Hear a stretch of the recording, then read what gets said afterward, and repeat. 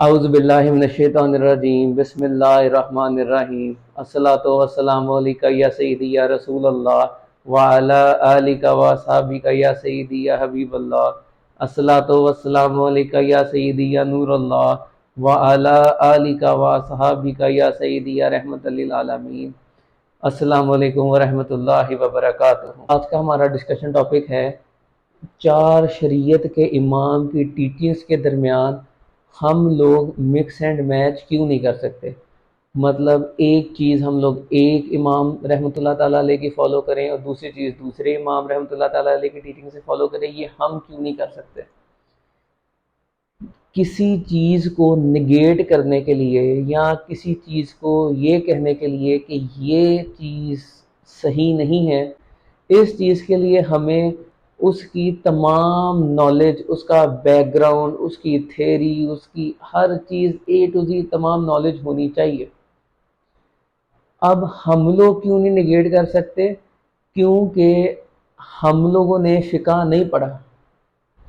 ہم لوگوں کو قرآن و حدیث کی اس طرح سے نالج نہیں ہے جس طرح علماء کرام کو ہے۔ وقت کے علماء کرام کر سکتے ہیں مکس اینڈ میچ، کیونکہ وہ پورے بیک گراؤنڈ کو ریسرچ کر کے کہ فلانے امام رحمۃ اللہ تعالیٰ علیہ نے اس چیز کے اوپر یہ فتویٰ کیوں دیا، اس کے پیچھے احادیث کے ریفرنسز بھی موجود ہوں گے، اس کے پیچھے قرآن پاک کی آیات کے ریفرنسز بھی موجود ہوں گے۔ یہ چیزیں ہمیں نہیں پتہ، ہم تو صرف یہ دیکھیں گے کہ امام ابو حنیفہ رحمۃ اللہ تعالیٰ علیہ نے یہ فتویٰ دیا، امام مالک رحمۃ اللہ تعالیٰ نے یہ فتویٰ دیا، دونوں ایک دوسرے کے اگینسٹ ہیں، ہم لوگ کو بیک گراؤنڈ کا نہیں پتہ، اور دونوں ٹھیک ہیں۔ اہل سنت کے تمام علماء کرام کا اس کے اوپر متفقہ فیصلہ ہے کہ یہ چاروں امام ٹھیک ہیں، کسی ایک کو فالو کر لیں۔ اب فتوے دونوں نے دیے،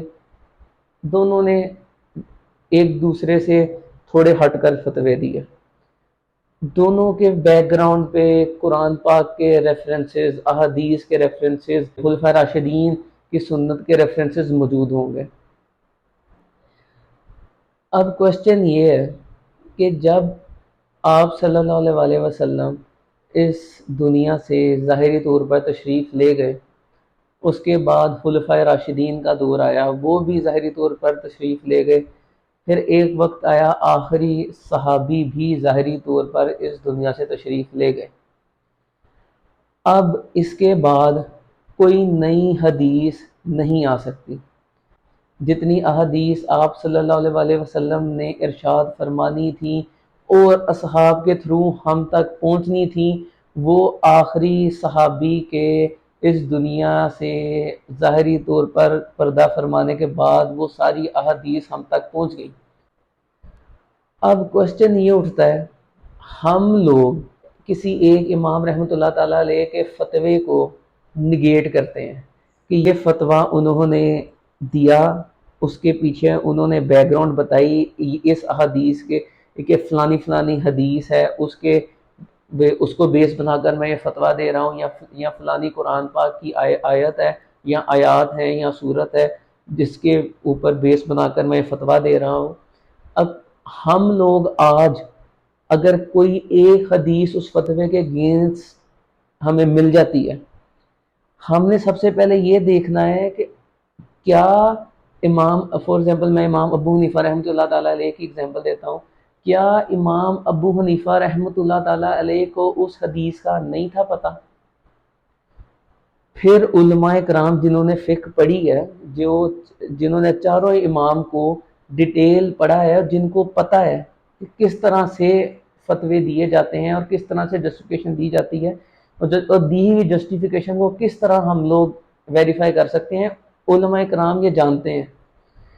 وہ یہ دیکھیں گے کہ کیا امام ابو حنیفہ رحمۃ اللہ تعالیٰ علیہ کو اس حدیث کا پتہ تھا کہ نہیں پتہ تھا۔ وہ کس طرح پتہ چلے گا؟ کیا امام ابو حنیفہ رحمۃ اللہ تعالیٰ علیہ نے جو حدیث میں کوٹ کر رہا ہوں کہ اس فتوے کے اگینسٹ یہ حدیث ہے، کیا یہ حدیث انہوں نے اپنی کسی کتاب میں اپنے کسی اور فتوے کے اندر کوٹ کی؟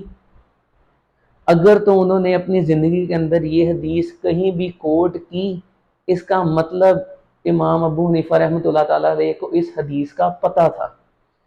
اس حدیث کے پتہ ہونے کے باوجود انہوں نے اگر ایک فتویٰ دیا ہے، پھر اس فتوے کی تہہ تک پہنچنا ضروری ہے کہ انہوں نے یہ فتویٰ کیوں دیا، جب ان کو خود پتہ تھا یہ حدیث جو آج میں ان کے فتوے کے اگینسٹ ایک حدیث لے کر آیا ہوں، ان کو اس حدیث کا علم تھا، اس کے باوجود انہوں نے یہ فتویٰ کیوں دیا؟ یہ جو بھی فتویٰ ہم اٹھائیں گے انہوں نے اس کی پورا بیک گراؤنڈ بتایا، اس کی ہر ڈیٹیل بتائی، جو کہ ہمیں اسٹڈی کرنا لازمی ہے اگر ہم نے اس فتوے کو نگیٹ کرنا ہے۔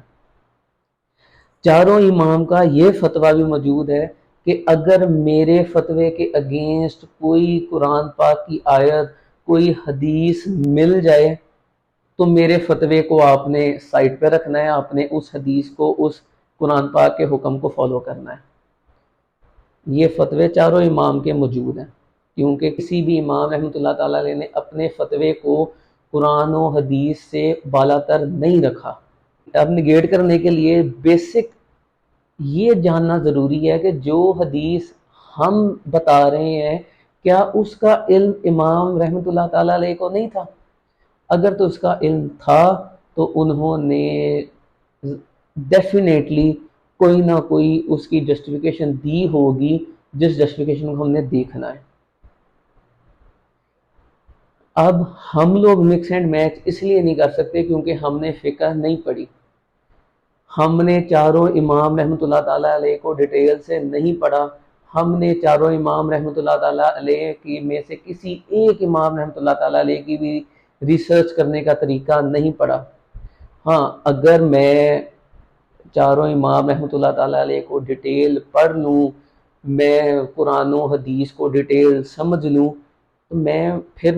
میں عالم ہوں، پھر میں مکس اینڈ میچ کر سکتا ہوں، کیونکہ علماء حضرات وقت کے مکس اینڈ میچ کر سکتے ہیں وقت کی ضرورت کے لحاظ سے، اگر ان کو ضروری سمجھیں۔ اور فتویٰ ہمیشہ عوام کی آسانی کے لیے دینا چاہیے، تو وہ عوام کی آسانی کے لیے شریعت کے دائرے کے اندر رہتے ہوئے اگر ان کو لگے کہ مکس اینڈ میچ کرنے کی ضرورت آئی ہے تو علماء اکرام کر سکتے ہیں، ہم نہیں کر سکتے، عام عوام نہیں کر سکتی۔ اسی لیے کسی ایک امام کو، کسی بھی ایک امام کو صحیح طریقے سے فالو کر لیں، اور فالو کرنے کا طریقہ میں آپ کو پہلے ڈسکشنز میں بتا چکا ہوں۔ کسی بھی ایک ان کے آج کے فالوور کو جو کہ ٹھیک ہے، جو کہ چار شرائط پہ پورا اترتا ہے، اس کی فالوشپ میں آ جائیں تو آپ آٹومیٹکلی اس امام کی ٹیچنگز کو فالو کرنا شروع ہو جائیں گے۔ اللہ سبحانہ و تعالی ہمیں دین اسلام صحیح طریقے سے سمجھنے کی توفیق عطا فرمائے، ہمیں ان فتنوں سے بچنے کی توفیق عطا فرمائے جو کہ ہمارا ایمان کمزور کرنے کی طرف آتے ہیں، ہمیں ہمارے ایمان کی حفاظت کرنا نصیب فرمائے۔ اللہ سبحانہ و تعالی آپ صلی اللہ علیہ وآلہ وسلم کے صدقے ہمیں صراط مستقیم پر چلنے کی توفیق عطا فرمائے۔ جزاک اللہ خیرا کثیرا۔